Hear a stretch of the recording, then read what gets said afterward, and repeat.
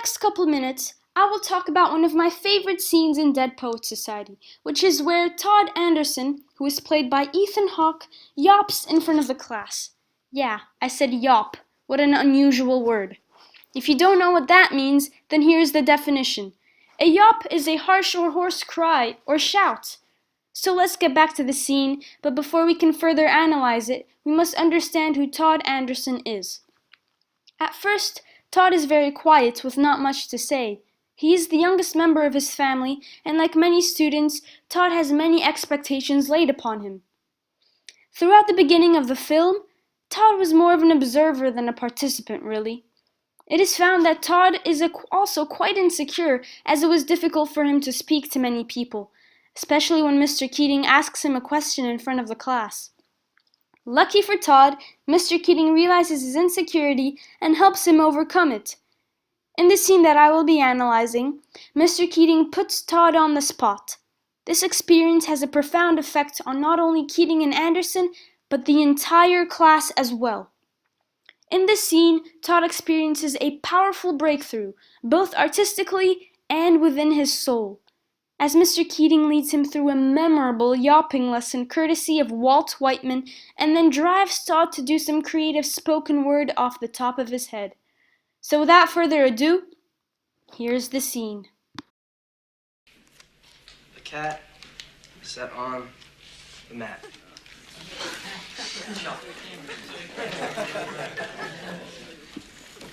Congratulations, Mr. Hopkins. You have the first poem to ever have a negative score on the Pritchard scale. We're not laughing at you, we're laughing near you. I don't mind that your poem had a simple theme. Sometimes the most beautiful poetry can be about simple things, like a cat, or a flower, or rain. You see, poetry can come from anything with the stuff of revelation in it. Just don't let your poems be ordinary. So after Hopkins recites his poem, which quite honestly is expressed and written at such an elementary level, Mr. Keating then sarcastically congratulates him, which makes the whole class laugh. But to Mr. Keating's credit, he reminds Hopkins that they are not laughing at him, but rather near him. Here Keating shows that he cares for Hopkins' sentiments, even though it is visible that Hopkins did not put in effort in his poem. Furthermore, Keating expresses how even simplicity in poetry brings to life the most beautiful pieces of work. Just like Leonardo da Vinci stated, may his soul rest in peace, simplicity is the ultimate sophistication. Keating recognizes that many undervalue the power of simplicity, but it is in fact the only key to the heart. And through simplicity comes poetic beauty. He also emphasizes how poems should not be ordinary, but they should be extraordinary. His message overall encompasses Robin Williams' notion: seize the day and make your life extraordinary. Now, who's next? Mr. Anderson. So you're sitting there in agony. Come on, Todd, step up. Let's put you out of your misery. I didn't do it. I didn't write a poem. Mr. Anderson thinks that everything inside of him is worthless and embarrassing. Isn't that right, Todd? And that's your worst fear. Well, I think you're wrong. I think you have something inside of you that is worth a great deal. I sound my barbaric yawp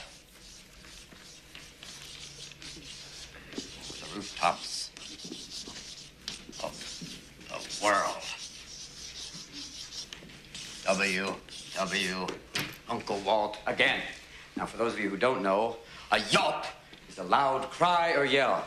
Now, Todd, I would like you to give us a demonstration of a barbaric yawp. Mr. Keating states that Todd looks like he's in agony, probably from the lack of poetic beauty in his life.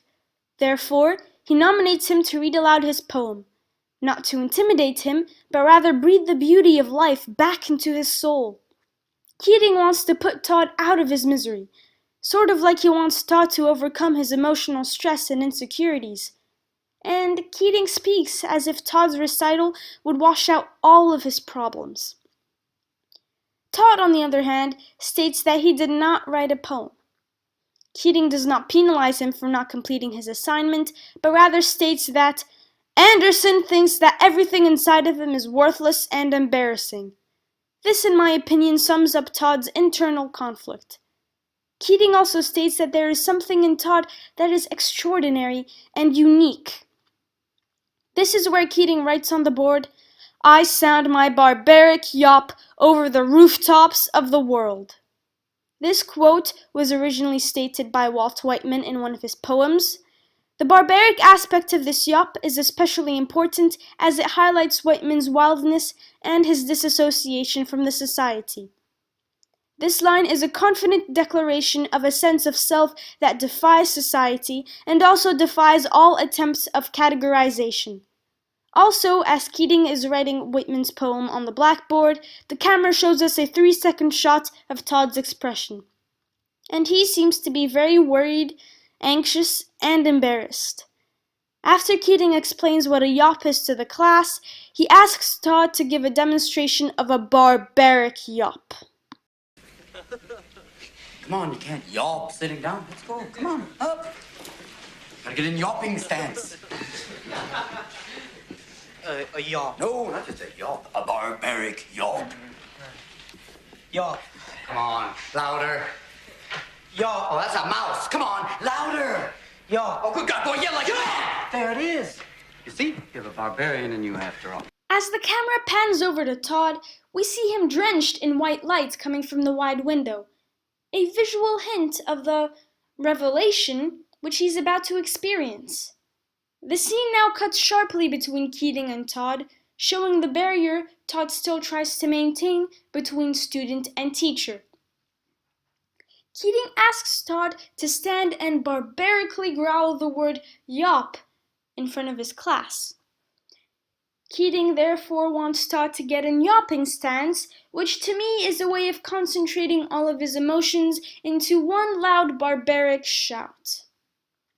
He's brought to the front of the class, and the camera moves outward to reveal the crowd of boys, a reminder of the humiliation he might face.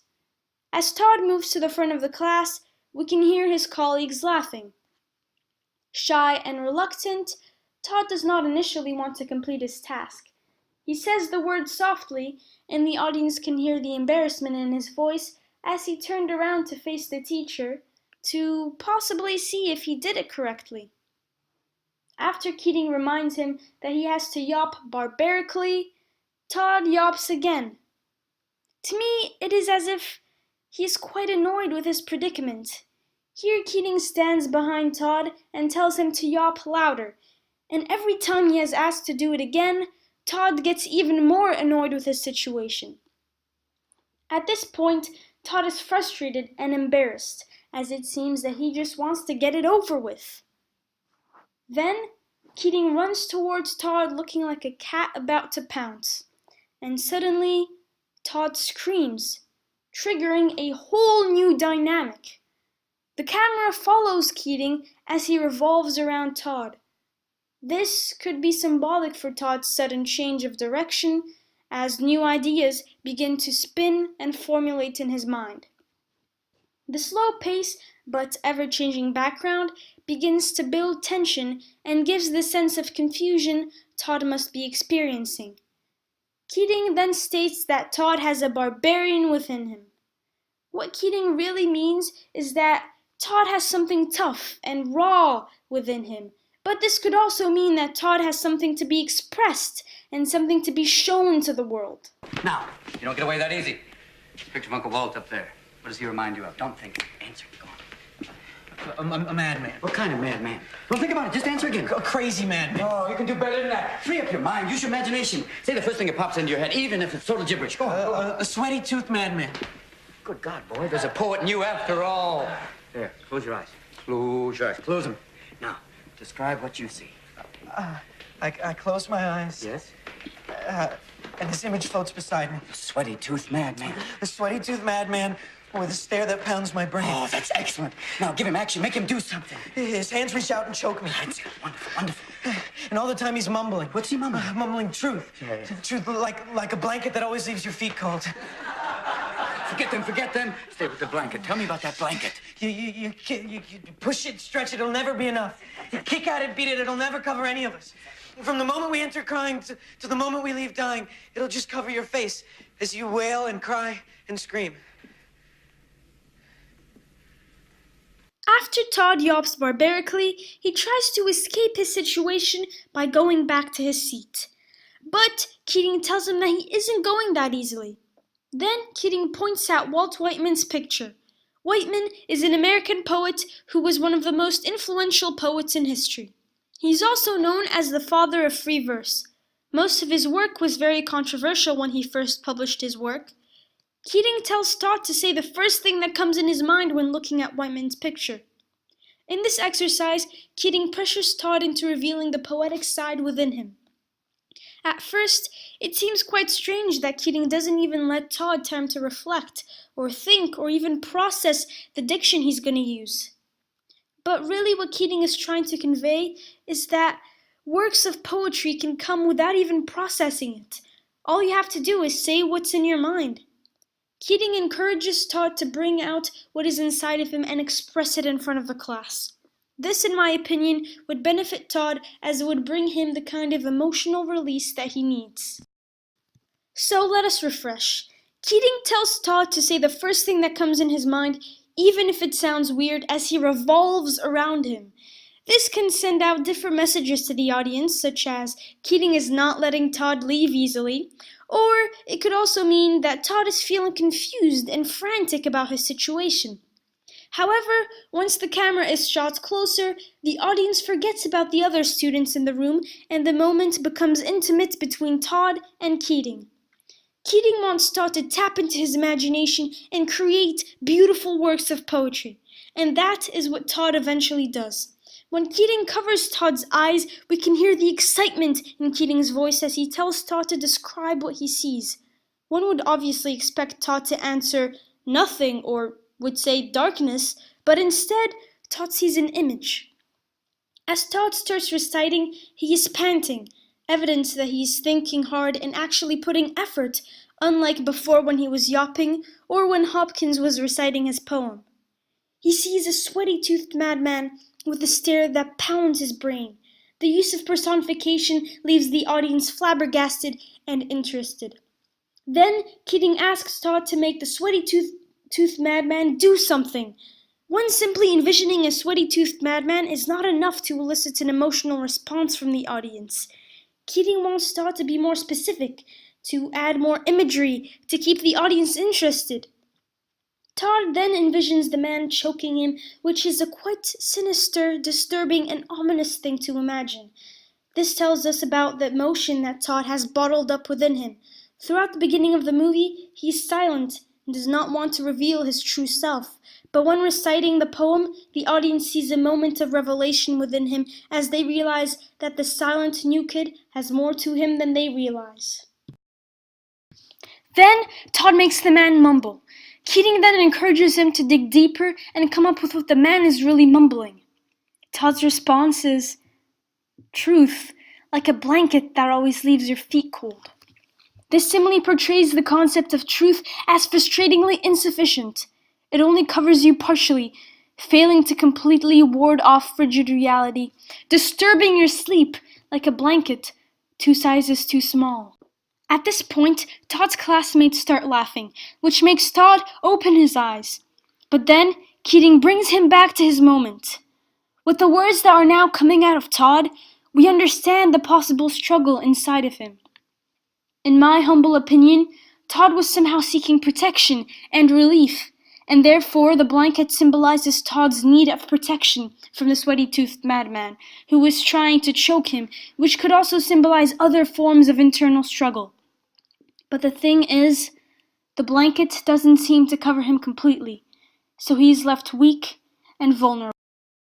Then, when Todd says, "From the moment we enter crying to the moment we leave dying, it will just cover your face as you wail and cry and scream." We get the idea that the blanket is trying to smother Todd's screams until he gives his last and final breath. Both the teacher and the class are astounded by the beautiful phrases pouring from Todd, and the viewer can tell that Todd is surprised with himself as well. I believe that it is quite interesting how Todd just came up with such a powerful poem in front of his classmates and teacher. This shows that not only can poetry come in different forms, but also without writing it down in a piece of paper.